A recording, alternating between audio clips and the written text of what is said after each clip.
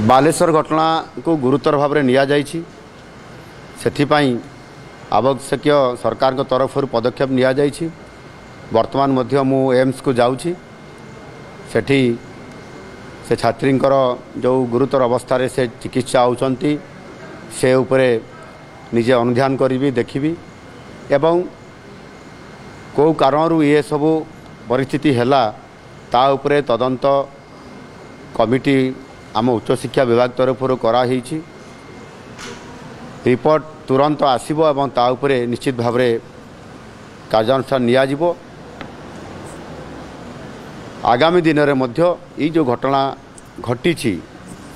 ताहा उपरे सरकार तीक्ष्ण नजर रहिबो जे भविष्य रे विभिन्न कॉलेज मानकरे प्रतिष्ठान मानकरे टेक्निकल कॉलेज हो कि जनरल कॉलेज हो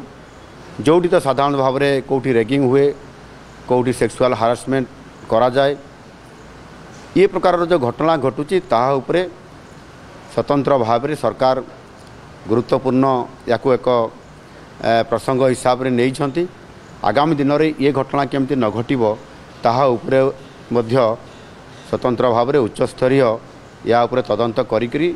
आगुआ पदक्षेप केमती निया जाई पारिबो सेथि पाई सबु कॉलेज उपरे फोकस करा जाई पारिबो।